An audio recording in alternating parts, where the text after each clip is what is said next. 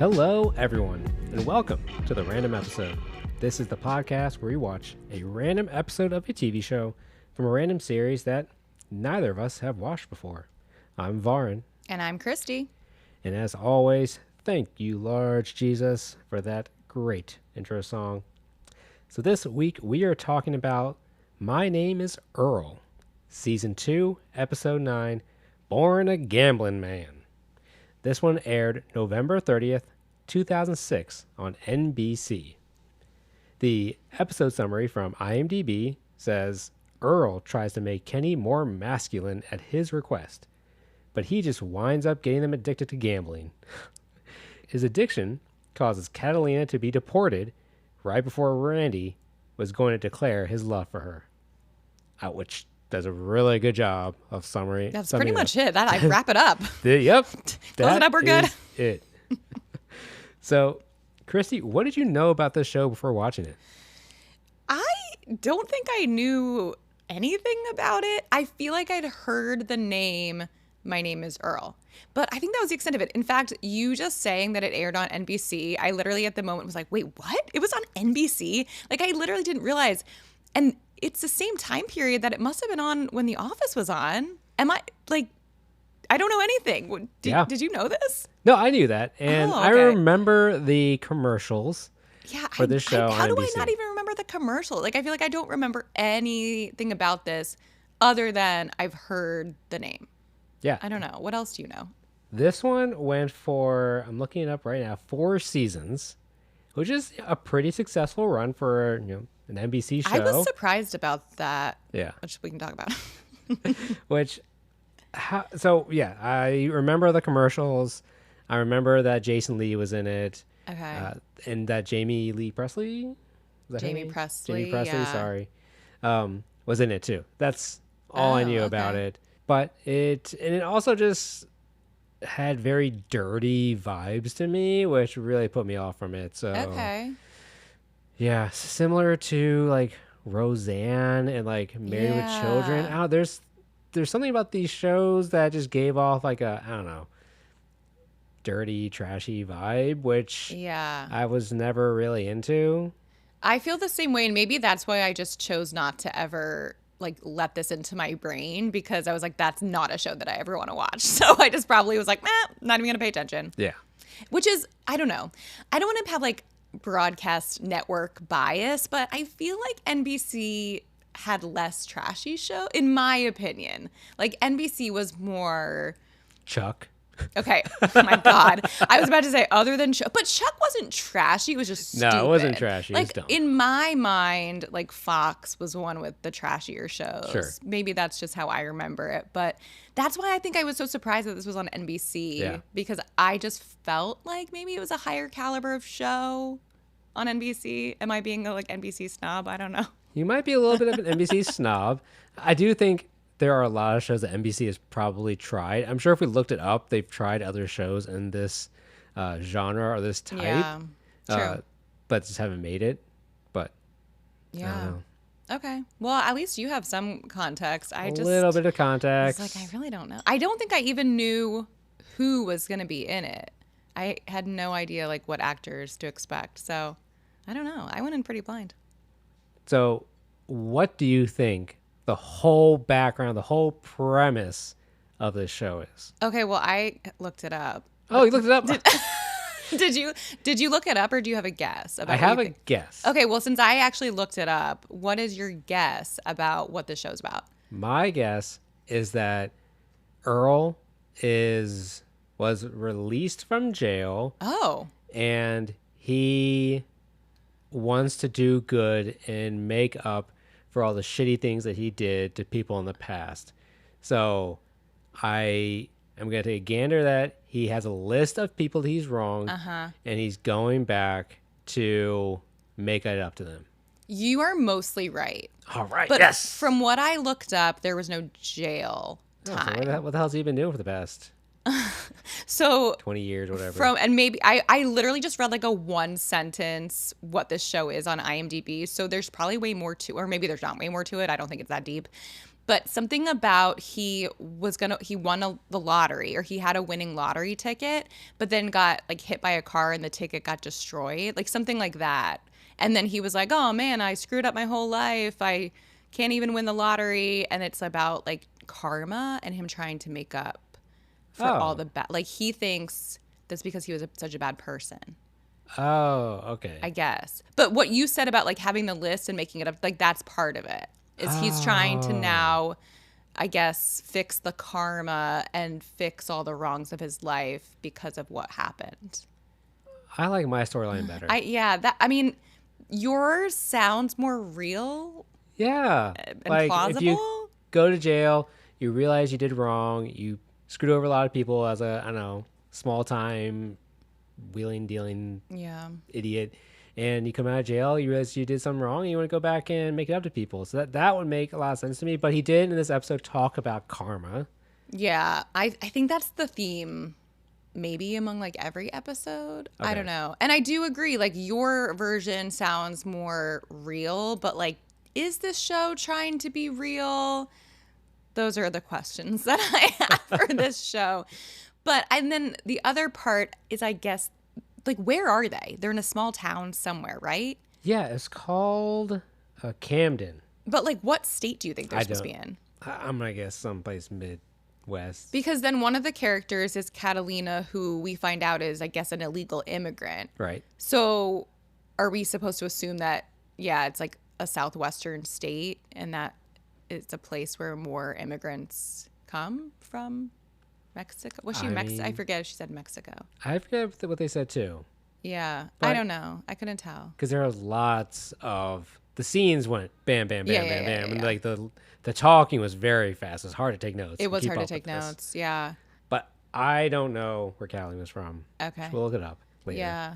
Anyway, she could be. I mean, they're not to paint a I don't know bad picture, but there are immigrants everywhere, all over Oh, this yeah, country, yeah, right? yeah. So she could. I'm not gonna say it's Southwest. My guess is gonna be Midwest. Okay. Yeah. I mean, let's be real. Like, this whole show is about offensive stereotypes, Oh my it seems God. like. So I wouldn't be surprised if this was set in a place that just like exacerbated the offensive stereotypes. But I don't know. We can get into it if it's like intentionally offensive, if it's, I don't know, Yeah. satirically offensive.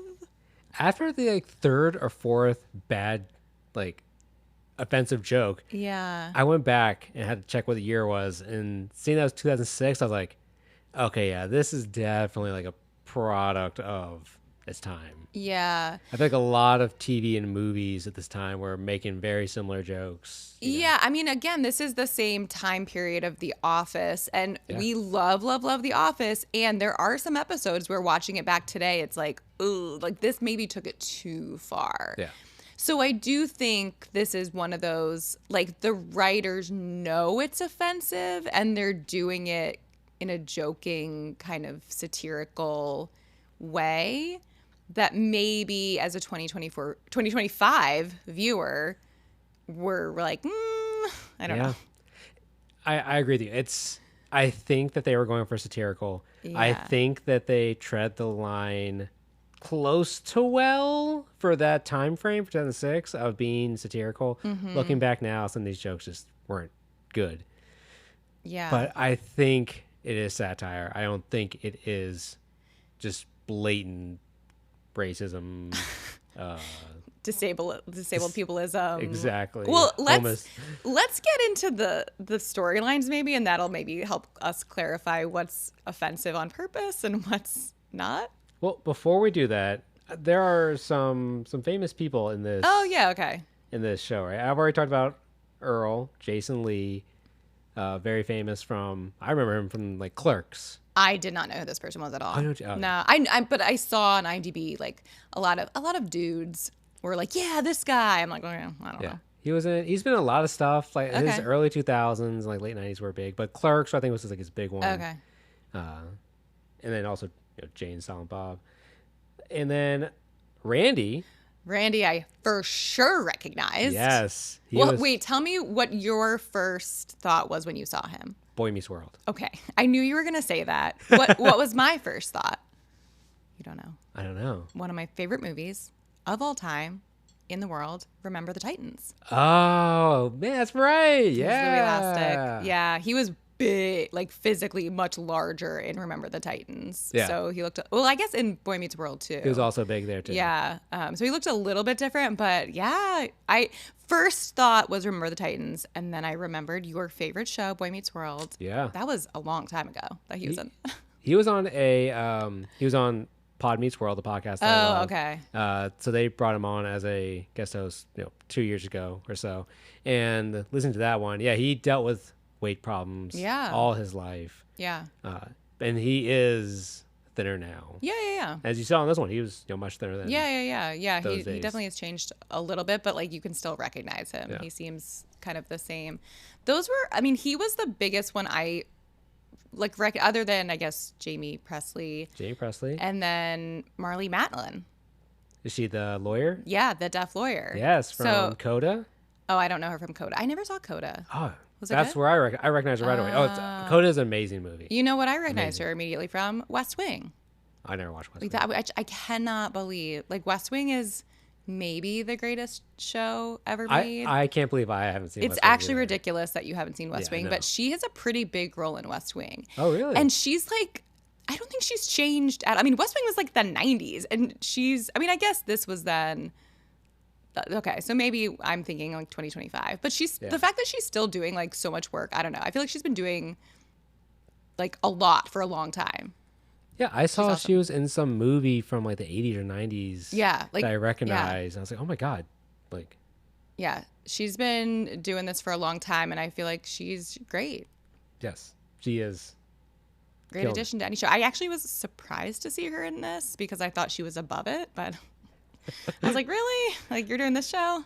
You were on the West Wing, and now you're doing this? But like, okay. I mean, sure. I hope she has a legit, role in this show, like a recurring character, and she's not like a one-off character. That's my hope. Yeah, that's true. And also, Kenny's boyfriend, or Kenny's husband, or whoever left him, like that one scene with him, I forget if he was SNL, but he was on, I know, one of, again, if you're a millennial dude, Beer Fest, Okay. he was in that movie. I feel like that scene was so fast that I didn't even notice who that person was. Yeah. So, okay, cool. All right, so mid-2000s show. They've got some pretty good actors in this show, and let's dive into it, shall we? Let's talk about the first offensive storyline of The first offensive episode. storyline. The biggest one, I think. Actually, I'm not even sure. They're both. No, I don't they're know. all How did this- equally yeah. offensive. All right, I think instead of going on the main storyline with Earl, let's go. Let's attack Joy first. That's our first. Joy is a tough one. offender here. I mean, I don't think she can speak without saying something offensive. Not even speak, but also just act. Like because exist without being offensive. Yes. That's just like who she is. I can't even imagine being the actors playing this role. Like, how can you even do that? Like the things she has to say and do. Anyway, so she, I guess, is talking to her lawyer, who is Marlee Matlin, so she's deaf. And just the way she is so, I don't know. Well, how would you describe the way she acts towards her deaf lawyer? I mean, just terrible. But it is funny because I guess she is Marlee Matlin's preparing her for a court case, for the courtroom, and through her translator, her interpreter, who's some guy, nerdy looking guy that they've cast for this person, they are giving her very tough questions that are meant to offend her, to get a reaction out of her. Yeah. And I forget what the first question was. It's something about like, oh, like you must be a slut, right? Or something. Exactly. And she right away just like slugs the guy Yeah. and beats him up. Yeah. And she clearly has an anger problem. Right. Well, and I'm assuming whatever she's in trouble for and needs a lawyer for, something happened because of her anger problem. It must be. Yeah. Yes. And so she's like trying to practice how to control her anger problem for court. Yeah. So great, it's great not going job. well. Great job by her lawyer. This Yeah, is no, it great. is, This yeah. is a great idea. And because she is clearly just ready to put herself in jail. She isn't. She has no control over herself. I just like don't understand how she got to this point in being a human. I know. Like how has she gone through her life the way she acts? I don't know. Just the things we're talking about being like offensive, like the when Marlee Matlin's character speaks, right? Because she's deaf, so she sounds a certain way, and she like laughs at her Yeah. and like jokes about how like bad she sounds and like her deaf speaking voice. It's just like, oh my god, is Yes. this where we're going? Yes. And she makes fun of the translator for getting beat up by a woman, Yeah. which I don't see anything wrong with that. Especially her. She scares Well, me. I mean, he wasn't about to fight back. Like he's just Exactly. trying to He's do on the his job. job. Yeah. I know. And she also later, quickly, her storyline is she's getting quizzed, finds out that she has anger management. Her lawyer sends her to anger management class, Class. but because of, I guess, budget shortfalls, in this small town, instead of an anger management class, it's like a all issues. Any kind of addiction or issues is in Exactly. one class with one teacher. So that we see alcohol, we see sex, we see anger from Joy. And then we also see my funniest one, which is the greatest runner throughout the whole show, was the guy who's addicted to stealing pens. That is, yeah. That really made me laugh. Did you actually laugh? With him, yes. I laughed with him. I don't think any part of this show made me actually laugh. I don't think so either. It was very predictable. Maybe I smiled at that pen stealing guy. He was the only one who made me laugh because later at the bar, he's at the bar that they go to later, Yeah. when Randy is digging through Catalina's purse. He's there. His name is actually Nescabar Aloplop, but he is a person of African descent. And he asks Randy if there's a pen in there so he can give it to her.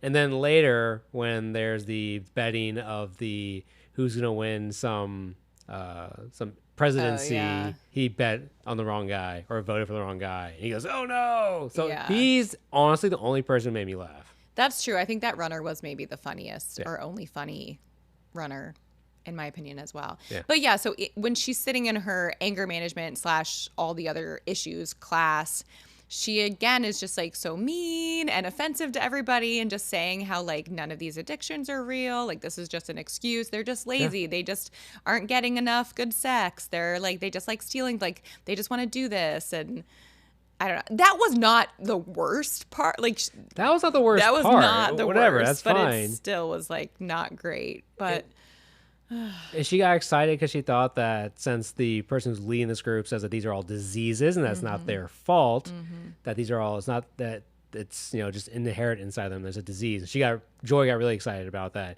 which I thought was going to lead to something else, but no, it didn't actually go anywhere else. well, she was like, great, I'm off the hook because I can just blame it on my disease Right. and I might get a handicap parking pass. Exactly. So she takes that back to her lawyer, explains this to her lawyer, and the lawyer is like, no. Or the lawyer says something, but then the translator just ignores what the lawyer says and says, have you just tried medication? Yeah. And he admits that he has anger issues. But this is what the one that really pissed me off. Do you remember this one? Because when he asked her if she's tried drugs, she goes, I've tried pot, I've tried hash. Yeah. And one time I dated an Indian guy and he had me chew on a horse's something gland. Anal gland or something. Yes. Yeah. I was like, what the fuck? As an Indian person. Yeah. That one upset me. That was one of those that was like offensive just to try to be funny and not in a satirical, like trying to Exactly. make a statement kind of way. That's Exactly. Which again shows like The Office around the same time period have some episodes that were very offensive towards Asian, Indian, like. But that was to be satirical. No. To just throw in there that it was a horse's adrenal gland.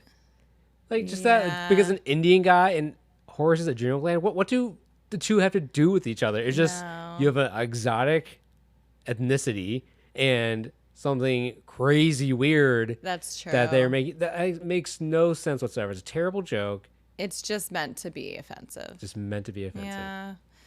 Yeah. Okay. Anyway, I think that's it, really. I Yeah, don't think basically, that's it. he's just like, take drugs. And then by the end of the episode, she does. She's got drugs.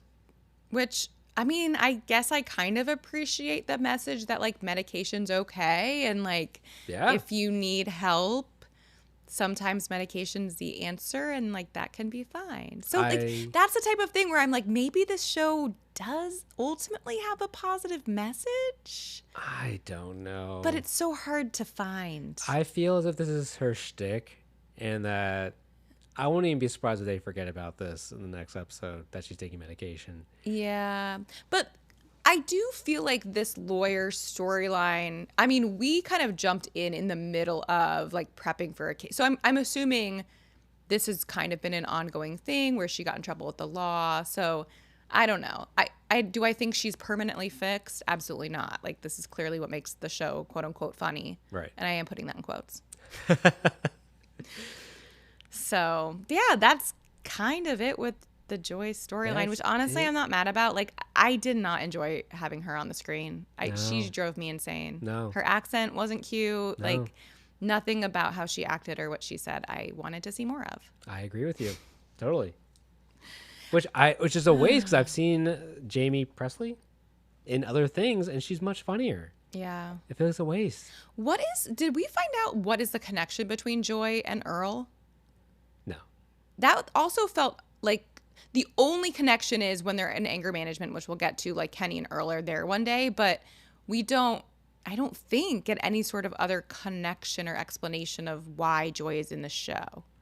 I'm just going to assume an girlfriend or something like that. Just friend or something. Because we do know, someone makes a joke about her kids. Well, that's one of the questions. Yeah, doesn't she? As if making fun of her kids. And she gets upset about that. So we know she has kids. Yeah. And at the end of the show, she's with Darnell, and who's the bartender at the Crab Shack. And he makes a comment about if she can take those pills with birth control. And she's like, I'm not on birth control. So I guess we can deduce that she is with Darnell. And she does have kids. Oh, I didn't even pick up on that. But at all. I'm just going to guess that maybe they just like hang out at the bar together. Yeah, I'm sure the Crab Shack is where everyone hangs out together. Okay. Well, I don't really care that much, but I just noted that I don't even know their connection. Yeah. So the reason why we went that one first, it's just to set up that these two storylines will cross in the anger management class. Yeah. But Earl, okay. Offender number 2. Some guy named Kenny from school. Well, he calls him Gay Kenny. Gay Kenny. Which I wasn't going to repeat that name, but you I mean, in quotes, like, I'm not calling him that. That is how he's referred to in the show. Gay Kenny is number whatever on there. And he's trying to make it up to him by making bologna sandwiches. 274 bologna sandwiches. I don't know why. I don't get that. Deduced that in elementary school, Earl stole his lunch or did something to his lunch every day. And maybe Earl counted that would have added up to 274 sandwiches that he destroyed. And so the way to now atone for that as an adult is to just make 274 bologna sandwiches all at once. Where the hell did you get that from? That is a great... Nothing wrong with that. That makes sense, but... I just assumed. I had to go back and rewatch that, and it's just like, I am making 274 bologna sandwiches for Kenny. I'm like, why? But that makes a lot more sense. What you just said. That's all I could come up with, and that makes sense, right? Because he's trying to like. That makes sense. I just don't know where you got that from, but I love it. I clearly really get this show. You do. I really just. You are the audience. I'm really. You are the audience for My Name Is Earl. Oh, God help me. But yeah, so this is part of his whole shtick of like the premise of the show is like he's atoning for these whatevers. So this episode's atonement is making the bologna sandwiches and helping Kenny. I won't use the adjective. And then so I guess Kenny, when they get to the house, Kenny is going through a breakup.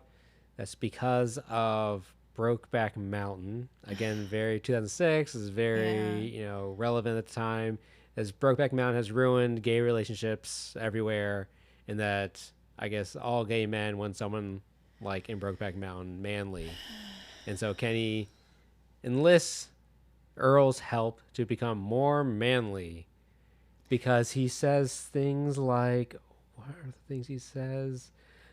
Oodles. Oodles. Yes. Yes. So Kenny's character is very stereotypically like flamboyant, feminine, like again, a very stereotypical gay I don't character. even know if he was flamboyant. Just I think he maybe was just more like more feminine. nerdy, honestly. I was getting more nerd Yeah. vibes than gay vibes.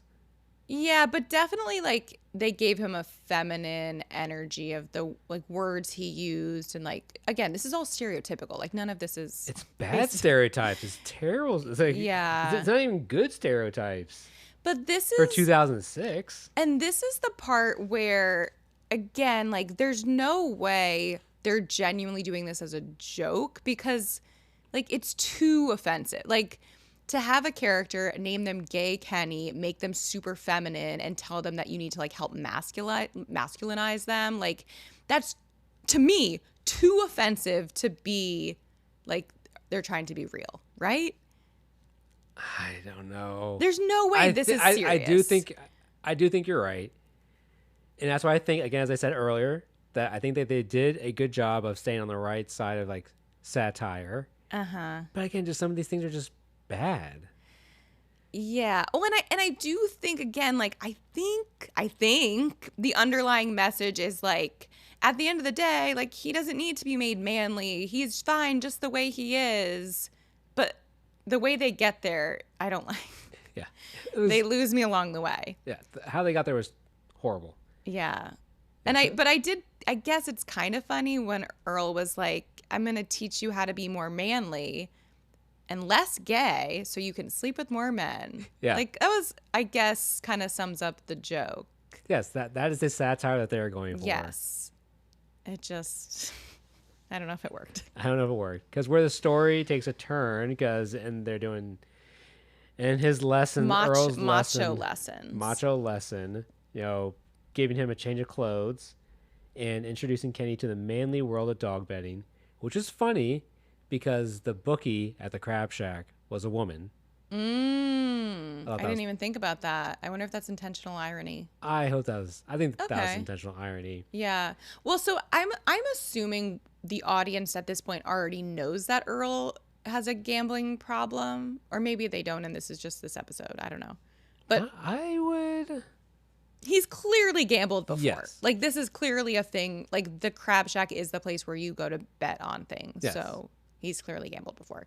But then I read this as like Earl had been trying to stop gambling.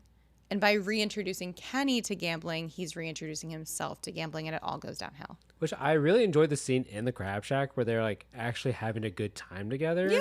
And actually, I thought that's where it was gonna go. Yeah. That Earl's like, hey, I actually enjoy hanging out with this guy. Yeah. Because they were winning together and he was further educating him on how Being to a man. celebrate as a man. Yeah. But no, it didn't go that way. It's just they were both on hot streaks and that both got Kenny hooked. Yes. And they got Earl hooked back on Rehooked. Yeah. gambling. Yeah. Yeah. So then, like, turns out Kenny has just, like, fully gone off this deep end and has already gambled away all of his possessions. Which I want to go to his possessions because in the first scene where they go to his house, I noted the furniture in his house looked like college dorm room furniture. Oh, I didn't even realize. It looks so bad. That's funny. Yeah. It was like they just threw together. Whoever did the set for this show just got shitty ass college dorm room furniture and put it into this. It's supposed to be like a nice, again, which also didn't make any sense to me that, Well, he's probably not rich, though. Like, that's the thing is even if he's likes nice things, he doesn't have money. But yeah, so somehow in like a day, he's lost all of his furniture that clearly was worth not much money from online betting. And now when he like punches through the wall, he attempts to punch through the wall and fails, which Earl calls manly rage, which I guess again we're glorifying men being violent. I don't know if we are glorifying it. I think maybe making fun of it. Maybe that's making okay. Again, it's really the blurred line between what's serious and what's a joke. really hard to tell. I kind of hate myself that we're like having to have these conversations about this with this show, but Oh God. damn you, my name is Earl. Oh God. So, oh, and the other funny thing was when they're in the empty apartment with all the, because Kenny's stuff's all gone, Randy goes, Ricola, That which is was kind of such funny. a mid 2000s reference. That's true. That's a So, good throwback for us. It was. Well, So, now they're addicts. they're addicts. Kenny now is at this is where crosses with Joy. Yeah. He's now in these meetings for addicts. The addiction group meetings. Yes. And Earl doesn't have an issue. Well, Earl just comes. He's like, I'm just here to come along for support for Kenny. Yeah. And then he goes to the crab shack because he's awesome. And he does make a funny line, interesting line about how, which I'm sure is what many gambling addicts say to themselves, like, if you're good at gambling, would you say Michael Jordan has a basketball problem, and would you say that Led Zeppelin has an awesomeness problem? That was a pretty funny line. I mean, that's fair. Like, he is on this hot streak, Yes. so he's like, spent 8 more hours gambling to make myself feel better for like all the like other gambling that I do. Like, it just I don't know. This is a question. I have never felt a pull to gamble. If I go to Vegas or Atlantic City, I will do the penny slots, but I don't want to like gamble. What is your take on gambling? I'm gambling right now as we speak. Uh-oh. I'm joking. He's got his sports bets going on the side. I got the shakes. Gotta wrap this podcast up. No, I'm the same exact way. I do not like to gamble. Yeah. And I like my money too much to like That's how I risk feel. it. I'm a very risk averse person. Yeah, so me too. I do not like to gamble. But nowadays, especially with like all the online sports betting, I mean, people are constantly doing this. Yes. It does seem like maybe a problem. I think it has created a huge problem. Yeah. Well, honestly, it's at the point where my kids who are young, like my kids are not of gambling age, are like, oh, like so-and-so, my friend is talking about how like they gamble in their family. Like, can we do sports betting? And I'm my like, God. absolutely not. Yeah. Like their friends are doing sports betting with their parents. Yeah.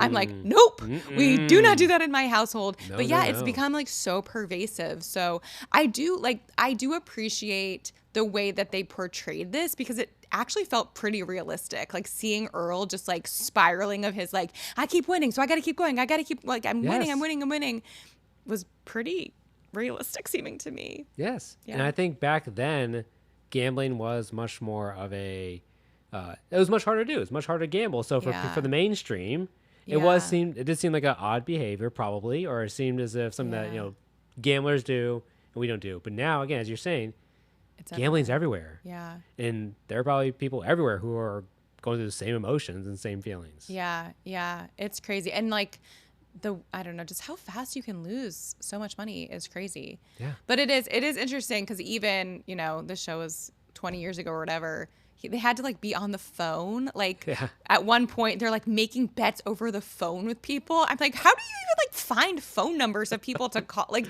it just is so foreign to what, I don't know, life is like now with betting. So it was crazy. But yeah, he's going down that gambling hole. And at the Crab Bash, he has, tapped everything. He's cleaned out the bookie, and he's even worked his magic on Darnell with a betting number game. But he's winning. He's on a hot streak, never-ending hot streak, which I guess again comes back to like the whole karma thing, right? And karma's. Oh yeah. So I think karma is at play here. I think karma is trying to teach him a lesson. Yeah. So he meets someone at the bar, tells him to come to the sketchy part of town, and when he gets there, do you know what they're playing? Okay, well, my first thought that I literally wrote down, oh God, is it cockfighting? Oh no, it wasn't. Well, because it didn't make it seem like it was going to be like a cockfight. Oh, I knew exactly when they panned to it, I knew exactly what it was going to be. Wait, is this a real thing? It's a real thing. Okay, please explain. Chrissy, welcome to the world of chicken shit bingo. This is a real thing? This is a real thing. Please elaborate. So I've never been to it, but this is real? Wait, okay, continue.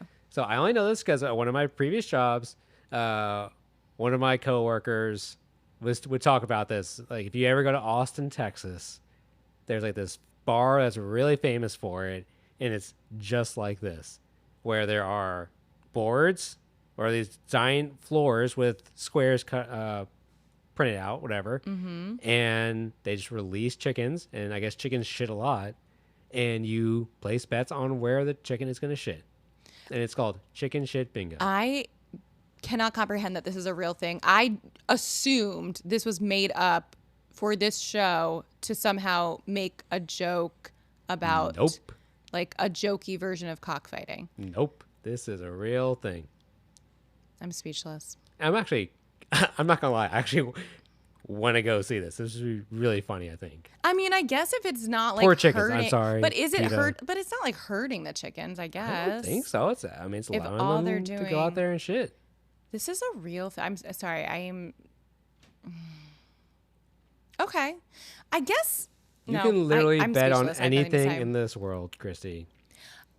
That's why I thought this was a joke, because I thought it was just trying to be like, oh, look how ridiculous gambling is. It's so ridiculous that they're gambling about chickens pooping. No, this is a real But thing. I guess it's just illuminating the world of how ridiculous gambling is. Yeah. Okay. Well, Earl gets into it. And Earl also loves it. finds Kenny there as well. Yeah. Kenny's found his way over there too. They all have found this chicken shit bingo. Chicken shit bingo. Okay. And I think this is a good time to take an aside and let's talk about Randy real quick. Yeah, Randy is Earl's like best friend, I guess. I guess. Yeah, sure. And Randy loves a character named Catalina. Which I also want to know, what is the connection of Catalina to them? I just think that she works at the Crab Bash. Does she? I thought she just worked as a stripper at some other place. I think she works several jobs. Oh, yeah. Okay. I think because I think she was working at the Crab Bash when they were there. Oh, okay. Or maybe she no, wasn't. I don't know. think she was. She came to talk about how. No, she comes there to wire money.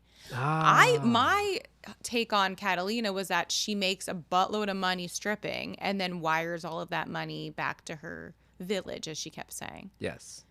But I don't think it's at that bar. Okay. My hunch is she's making really good money as a stripper. She's real hot. Yeah, I think she's probably making good money. Yeah. Okay, fair enough. So how they know each other? We don't Who know. knows? This is season 2. Yeah. He's running to her. He's fallen in love. He's smitten. Right. Randy's in love with her. Yeah. And yes, Randy. And so he wants to confess his love, and he has all these plans about first trying to get to know her. Because he doesn't actually know anything about her. He doesn't know anything about her. Yeah. And he's going to do a grand display of love Yeah. in his motel room, Right. which would just be creepy as hell. Creepy. Yeah. And then hope that she reciprocates. Yeah. And the things that he has collected that he knows about her is rainbows, which he actually doesn't know. That's just a generic thing women like, apparently. Women just like rainbows. Yeah. The poppy Bubble wrap. bubble wrap, thank you very much. Yeah. She likes that. And she doesn't like Salma Hayek, but she really wants to hit Salma Hayek. Yes. So he's made a piñata in the shape of Salma Hayek. Which, that sounds, yeah. I would Yeah. want to hit something that I didn't like as well. Exactly. Sounds great. But then it is kind of creepy because he like puts bubble wrap all around the room. Yes. And yeah, the room looks real creepy when he has it set up. And isn't he also writing her a poem, maybe? Yes, there's also But a he's poem. rhyming. I wrote the word down. Something insane. Cartilage with heartilage. Like that's the type of poem that he's writing. Yeah. So I don't know. Again, we don't know a lot about how this one-sided relationship has developed, but we do know that Randy's hard at work prepping for this date. That's what he does the whole episode. And we don't That's even, all we know. mind you, we don't even see him interact with Catalina once That's a great point. during this whole episode. That's a great point. He is off just prepping for her and doesn't actually I wonder, have they maybe like never actually interacted? I think so. I could see a world where they have not actually ever interacted and he's just pining for her or like the idea of her. Kind of like, did you ever watch Big Bang Theory? No. Okay. The Indian character in that show, can't speak to women. Oh, I So feel like he always admires from afar. yeah, like I feel like it's kind of like that So this is vibe. kind of seems like, yeah. Yeah. Anyway, and then all we really again get about Catalina is that she apparently just needs to keep wiring money back home because her brother is like being held and they're going to cut off his fingers if they don't get the money, which again, like this is really playing into the stereotypes of her family back home and wherever they're, Mexico, whatever country they're talking about, Somewhere south of the border. is clearly like, you know, a backwards type village where they're torturing people for money. Exactly. Because that's just what it's like, That's what it's like south of the border. Yeah. And they're like making jokes like, oh, they're going to chew off his fingers again, like implying that they're like, you know, that type of person who would do that to be, you know, that whole thing. But anyway, so this is the whole end part with like Catalina's money is the part where I was actually kind of surprised. So Catalina, I guess for some reason, is with them at the chicken bingo. Yeah, I don't know why. I forget why. And she's like, I need to get to work and I need to go wire this envelope full of cash. Like, Earl, can you take my envelope full of cash for me? And you think, like, I don't know. My assumption was like, oh, Earl's going to take this envelope full of cash and blow it. Yes. And then she's going to get screwed because she lost all of her money. Right. But that's not what happens. That's not what happens. Well, he does take the envelope Well, he does of take the money. And despite Kenny trying to stop him from using the money, he bets all the money and actually ends up winning a buttload of money. But Yeah. but by not driving her back, he just hands her his keys. Uh-huh. And she gets pulled over speeding. Uh-huh. And she has again, another funny, her driver's license was like a fake video go-kart license, and her name on it was like Jane Driver. Yeah. So I thought that was funny. So she gets pulled over by the cops speeding on her way to her stripper job. Yeah. And she tries to run in her stripper boots, and she falls over, and so the cops take her.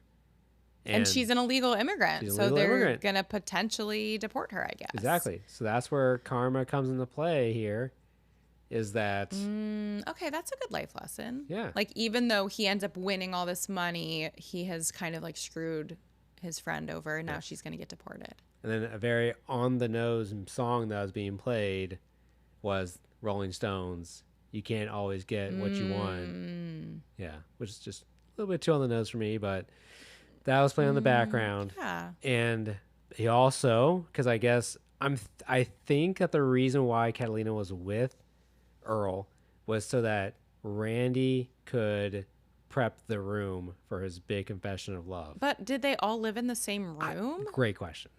I do have questions about the fact that they're all in like a motel, maybe? They live in a motel? They live in a motel. Randy and Earl appear to live in a motel. Maybe Catalina works at the motel That could be. and also lives there? Yeah, I can see But that. it is, yeah, like why would she need to not be in the room if she didn't live in the room? I don't know. There's a lot of unknowns about the dynamics of the Earl, Randy, Catalina life living situation that I don't really care to find out, but there's questions out there that maybe somebody could answer. Yeah. But by Earl gambling and winning, he screwed over Catalina. She's not getting deported. And he's screwed over his good friend Randy and ruined his opportunity, even though he's had all this time to talk to her, say a sentence to her. He's ruined his big opportunity to confess his love. So I guess the plan is, at the end of the episode, is that they're going to go and get Catalina. I don't know how they know where she went. Like, I guess maybe there's a deportation center or something that they all know I also want to know, about. and also, how did Randy even know all this information? Like, he's not related. What connections does he have to ICE? All of a sudden, they're like, we know exactly where she is. We know who took her. We know, like, yeah, what? She's been deported, man. Like, how do you know all this? How do you know? It's not like they're giving her a phone call, Yeah, or maybe they exactly. did, but probably not. I mean, Why would he call Randy? Why would she call Randy? Yeah, maybe Randy does have connections to ICE. Like, we don't know what Randy does. He has ostensibly no job. Like, we don't Very see. true. Which, does Earl have a job? Like, I don't know. We don't know Doesn't look like anybody has a job at Catalina. I don't No. know. So, I don't know, but it does look like, I guess, they're going to go save her from deportation, Yes. which I guess that's a good message. He's trying to write. So that's good. And this is clearly very like of the time. Like I feel like this is the time period. I mean, now too, but like I feel like people were talking about like deportations a lot in the 2000s. Like this was kind of Sure.